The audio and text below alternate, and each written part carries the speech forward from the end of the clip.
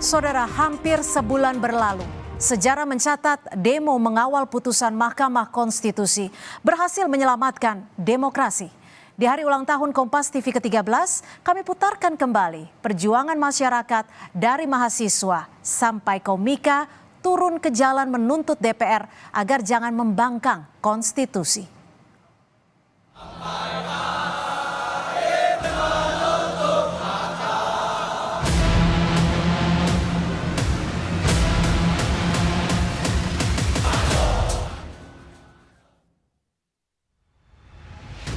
Langkah DPR yang berupaya menggolkan revisi Undang-Undang Pilkada untuk menganulir putusan MK soal syarat calon dan ambang batas di Pilkada pada 22 Agustus lalu mendapat perlawanan dari mahasiswa dan berbagai kelompok masyarakat sipil.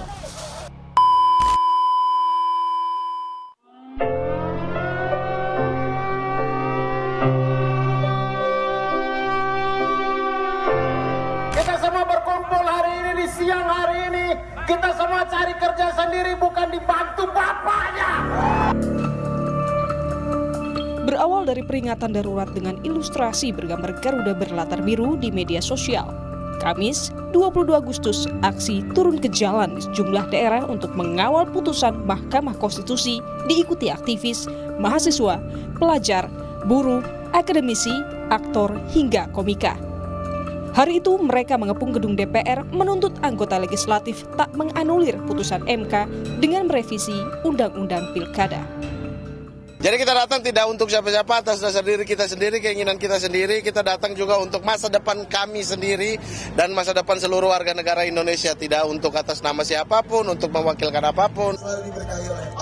Tak hanya di DPR, di gedung Mahkamah Konstitusi, guru besar, akademisi, dan tokoh masyarakat juga menggelar aksi dukungan kepada Mahkamah Konstitusi. Sementara di sejumlah daerah aksi berpusat di gedung DPRD. Suara mereka sama, menyuarakan penegakan demokrasi dan menentang oligarki. Mahasiswa yang terlibat dalam aksi ini meminta demokrasi tak dipermainkan. Balik membahas hal ini hanya sejam, sekedar formalitas, semua dibahas, ditanyakan, ya setuju-setuju.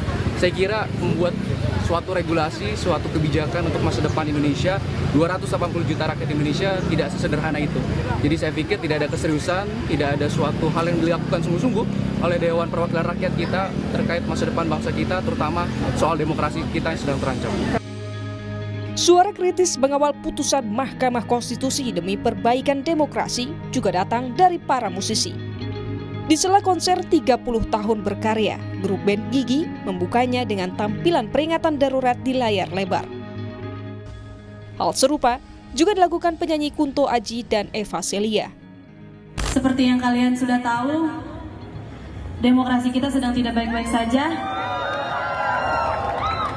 Sama-sama kita kawal sampai tuntas, jangan sampai lengah, because we deserve better.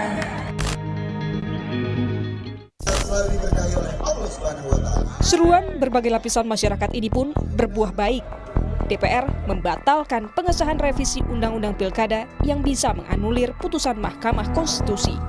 Kami hormati pimpinan Komisi 2, Mahkamah Konstitusi nomor 60 dan 70. Apakah kita bisa setujui? Kita setujui? Alhamdulillahirrahmanirrahim. KPU pun kemudian mengeluarkan peraturan yang mengakomodir putusan MK soal syarat calon dan ambang batas di Pilkada. Dampaknya publik dihadirkan banyak pilihan calon kepala daerah, sementara partai politik pun diberi ruang lebih besar dalam mengusung calonnya, seperti yang terjadi saat ini. Tim Liputan, Kompas TV.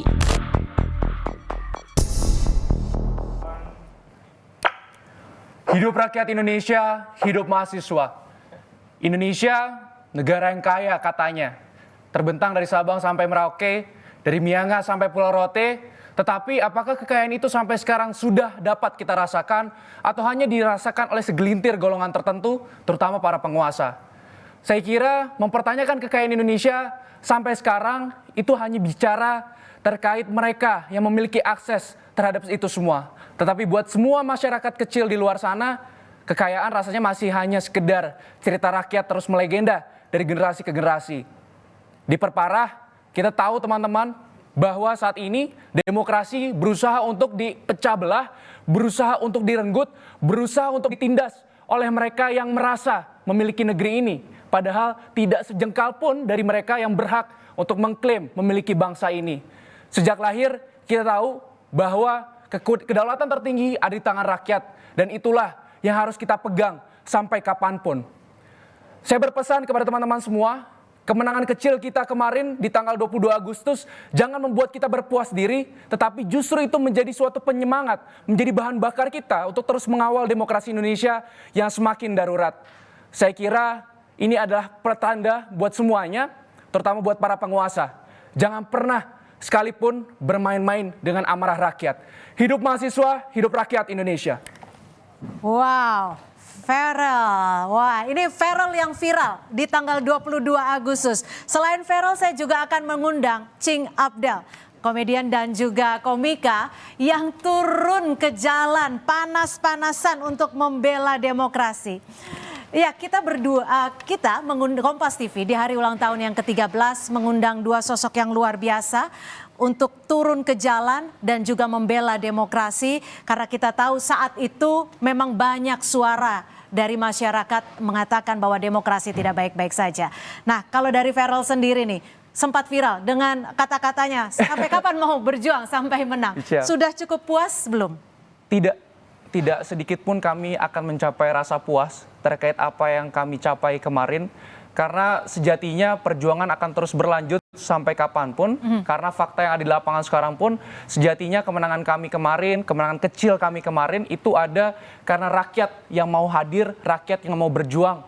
Bukan karena Dewan Perwakilan kita yang punya keberadaan, punya keberpihakan kepada rakyat itu sendiri. Jadi itu adalah semangat kecil yang terus akan kita kobarkan sampai kapanpun. Oke, Cing Abdel, kalau bisa dibilang kan sebenarnya 1 hari waktu yang dibutuhkan sehingga akhirnya DPR memutuskan keputusan yang bisa dikatakan memuaskan sebagian besar masyarakat Indonesia. Kalau dari Cing Abdel sendiri cukup puas? Saya sih setuju ya sama Farel ya. Supaya gampang aja ini. Nih kalau komedian susah deh. Tapi kalau ngomongin Farel mungkin secara lebih luas ya, jadinya apa namanya perspektifnya. Jadi puasnya itu masih di ambang bawah lah.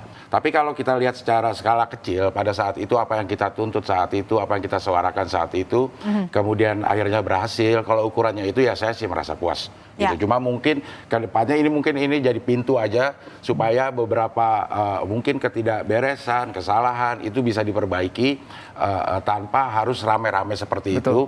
Karena para elit udah tahu bahwa masyarakat itu bisa terpicu, bisa terlecut kalau ada sesuatu yang dirasakan janggal, tidak adil. Gitu. Oke, nah Cing Abdel dan juga saudara, saya akan putarkan kembali nih aksi orasi dari Cing Abdel di 22 Agustus 2024 di depan gedung DPR. Orasi ini sangat singkat tapi cukup menggelegar. Kita simak sama-sama. Assalamualaikum warahmatullahi wabarakatuh. Saya cuma pengen singkat aja minta kekompakan kita. Kalau saya bilang Indonesia, kita bilang lawan. Kalau saya bilang DPR, lawak. Oke? Indonesia lawan, DPR lawak. Oke? Indonesia! Indonesia! Indonesia! DPR! DPR! DPR! Terima kasih. Wassalamualaikum warahmatullahi wabarakatuh. Luar biasa siang itu. Anda menyerukan itu Cing Abdel. Luar biasa. Anda menyerukan rakyat lawan, DPR lawak. Ini karena Anda komedian kah melihat DPR saat itu lawak atau gimana? Betul, karena yang terjadi kemarin itu DPR itu sedang melakukan sebuah formula yang biasa dilakukan oleh para komedian atau oleh para pelawak. Jadi di dalam komedi itu ada formula yang pasti untuk membuat sebuah komedi itu harus ada premis, harus ada setup, harus ada punchline. Contohnya ya, belum tentu lucu sih. Sekalian belajar ya. Iya. Misalnya premisnya ibu mau ke pasar. Oke, terus setupnya ibu pergi ke pasar, naik angkot dan sampai di pasar ternyata ibu pingsan. Oke, itu setupnya. Punchline-nya adalah kenapa ibu pingsan? Karena ibu ke pasar kaget. Jadi dia kaget, pingsan gitu. Jadi, contohnya itu ya. Nah, yang terjadi kemarin di DPR itu memenuhi formula komedi. Premisnya adalah tentang UU Pilkada. Betul. Udah dimulai dari MA. MA selesai digugat ke MK. MK sudah memutuskan itu harusnya punchline. Karena MK adalah garda terakhir dari konstitusi kita gitu. Ternyata masih ada punchline-nya. DPR mau merevisi. Itu punchline yang kalau komedi premis set up punchline. Ada premis, ada set up, mengantarkan asumsi orang, kemudian di punchline ditinggalkan dengan tertawa. Nah kemarin harusnya udah gongnya di situ ya. Iya, kemarin DPR juga melakukan tuh punchline, cuma tidak meninggalkan ketawa, tapi meninggalkan kecewa, sehingga banyak orang yang merasa terusik akal sehatnya, terusik perasaannya, dan mau memperjuangkan untuk supaya itu tidak terjadi. Jadi itu yang menjadi alasan kalimat yang sampai sekarang juga mungkin masih diingat masyarakat luas. Farel, itu kan kalau bisa diingat kembali di tanggal 22 Agustus, seperti apa persiapan untuk mengajak teman-teman berunjuk rasa, menyuarakan hati masyarakat? Seperti apa hektiknya saat itu? Iya, kalau dibicara hektik, sangat hektik ya Kak. Karena memang dengan waktu yang tidak sampai 24 jam, kami harus mengkonsolidasikan gerakan secara nasional. Karena kita mendapat semacam informasi bahwa akan ada disahkannya putusan tersebut gitu ya, revisi Undang-Undang Pilkada tersebut oleh DPR di tanggal 22.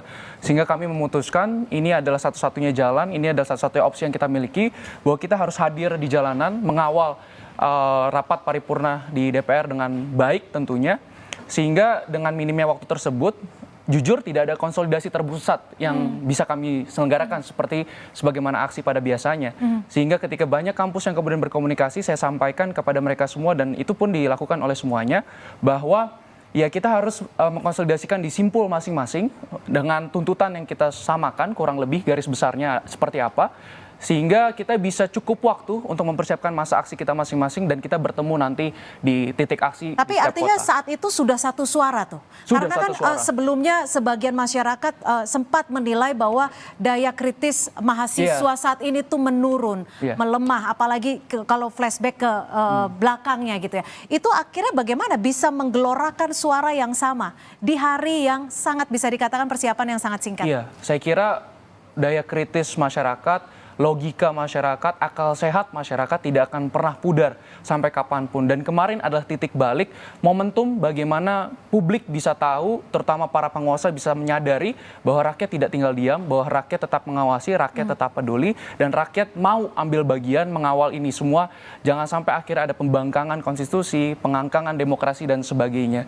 Jadi memang kemarin adalah proses panjang, dan ya ini adalah semangat yang harus kita jaga bersama-sama untuk akhirnya jangan sampai ada kejadian seperti ini lagi di mana para wakil rakyat kita semena-mena dengan amanah yang diberikan oleh rakyat. Jadi itu pesan utamanya ya. Cing Abdel, di hari ulang tahun ke-13 Kompas TV, apa pesan yang ingin Cing Abdel sampaikan, dan mungkin penilaian apa yang Cing Abdel lihat dari Kompas TV?